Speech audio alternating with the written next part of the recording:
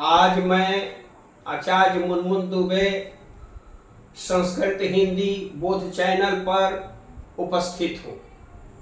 इस चैनल से जुड़ने वाले हमारे सभी बच्चियाँ बच्चे अभिभावकगण के लिए बहुत बहुत बधाई आशीर्वाद।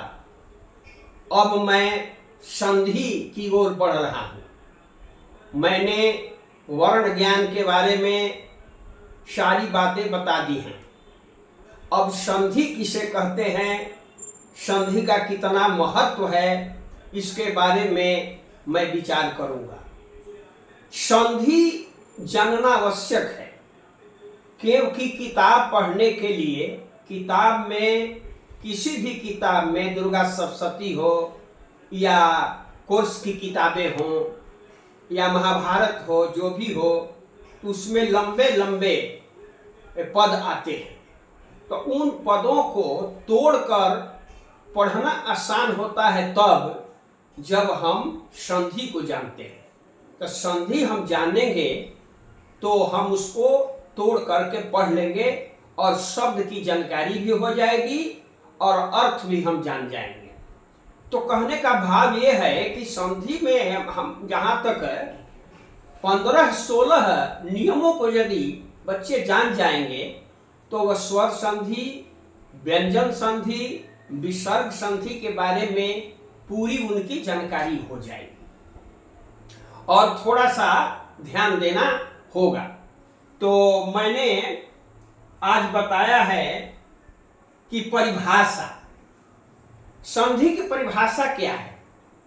संधि समधि, समधि सम प्लस धी संधि। तो निकटवर्ती दो वर्णों के मेल से जो विकार पैदा हो, निकटवर्ती दो वर्णों के मेल से जो विकार हो उत्पन्न हो उसे संधि कहते हैं। निकटवर्ती दो वर्ण, यह जानना जरूरी है। जैसे रमा है, ईश है, तो रमा में म भी है लेकिन यह निकटवर्ती नहीं है। इसमें आ जो छिपा है यही आगे आ है, यह निकटवर्ती है। उत्तर वाले जो शब्द है उसमें ई निकटवर्ती है। तो इन दोनों वर्णों के मेल से ए बन गया, तो ये निकटवर्ती है। इसमें ये आ निकटवर्ती है, इसमें ई निकटवर्ती है। इसमें जो है विसर्ग निकटवर्ती है, नी नहीं है, निकटवर्ती विसर्ग है, इसमें आ निकटवर्ती है, तो इसकी संधि हो गई। उसी तरह से आप जहां भी देखेंगे तो प्लस से पहले जो वर्ण हो या प्लस के बाद जो वर्ण निकटवर्ती हो तो उन्हीं में संधि होती है। और जब संधि होती है तो वर्णों में विकार हो जाता है। जैसे यहाँ रमा में आ है, ई है, तो दोनों मिल करके ए बन गया, तो विकार हो गया। तो इस परिभाषा को आप समझ गए कि निकटवर्ती दो वर्णों के मेल से जो विकार पैदा हो उसे संधि कहते हैं। उदाहरण के साथ मैंने आपको बतला दिया कि संधि किसे कहते हैं। और बात यह है कि संधि 3 तरह की होती है।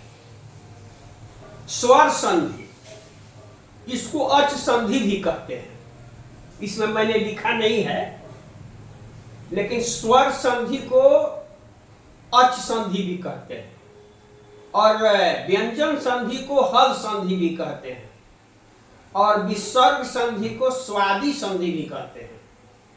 तो अच संधि का मतलब, स्वर को अच संधि इसलिए कहा जाता है कि प्रत्याहार में अच जो है उसमें केवल स्वर आते हैं। तो स्वर संधि में केवल स्वर से मतलब है, व्यंजन से और विसर्ग से मतलब नहीं है, इसलिए इस संधि का नाम है स्वर संधि या संधि। व्यंजन संधि में व्यंजन से मतलब है लेकिन इसमें स्वर भी है। स्वर संधि में तो केवल स्वर, लेकिन व्यंजन संधि में व्यंजन और स्वर दोनों है। विसर्ग संधि में विसर्ग, व्यंजन और स्वर दोनों है। तो आप 1 मिनट में इस बात को समझ जाएंगे कि कौन संधि है, ये बच्चे इस पर ध्यान देंगे। जब संधि आप 1 मिनट में समझ जाएंगे कि ये कौन संधि है। जैसे मैंने लिखा है, देखिए नीचे समझाने का सूत्र है स्वर संधि में देव आलय, यहां लिखा है देव धन आलय, तो प्लस से पहले यहां इसमें अ है, माने प्लस से पहले स्वर है और बाद में भी स्वर है आलय, तो बन गया देवालय। अ और आ मिलकर के आ हो गया तो देवालय बन गया।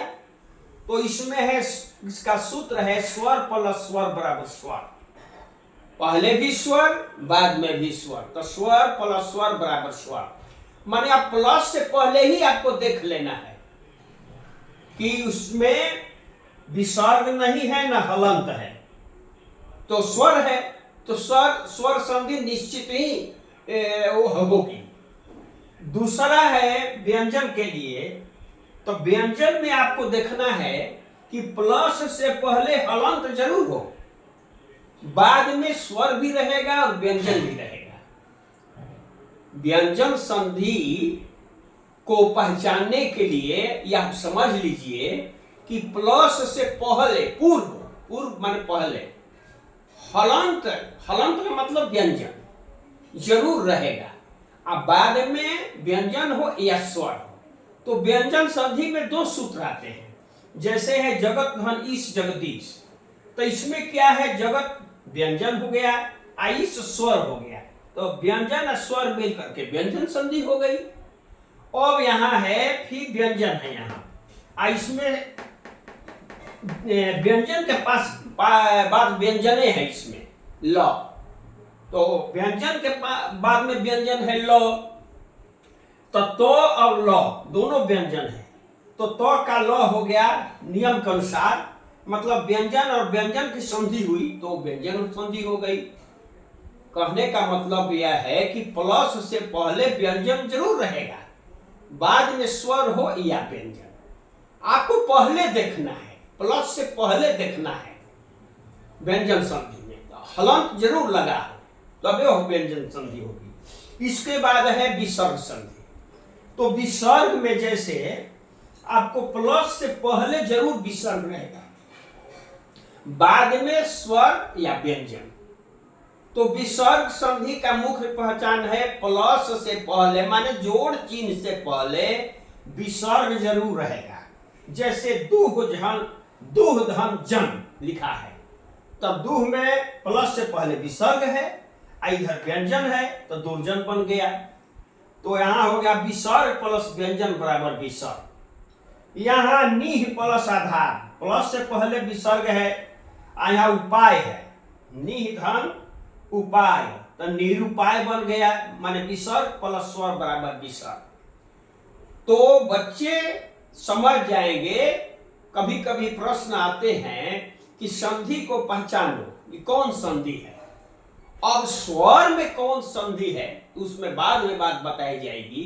पहले आप इतना समझ लीजिए कि स्वर संधि कौन है, व्यंजन संधि कौन है और विसर्ग संधि कौन है। इतना जब आप जान गए तो जानना हुआ कि स्वर संधि में कौन स्वर संधि है, कौन भेद का नियम है, व्यंजन में कौन व्यंजन का नियम है, विसर्ग में किस नियम का यह सूत्र है या व्याख्या है, इस सब बात को जानना होगा। तो मैंने तुमको बताया ये सारी सारी बातों को मैंने बताया, आप ध्यान देंगे और समझेंगे, और इसको आप जरूर शेयर करेंगे, सब्सक्राइब करेंगे और लाइक करेंगे, क्योंकि अन्य लोग भी इससे लाभान्वित हो सके, जान सके संधि के बारे में। आज मैं इतना ही दे रहा हूं, अब अगले दिन मैं अब स्वर संधि के बारे में विस्तृत से मैं बताऊंगा। इसके बाद व्यंजन संधि चलेगी और विसर्ग संधि चलेगी। बहुत बहुत धन्यवाद, आशीर्वाद।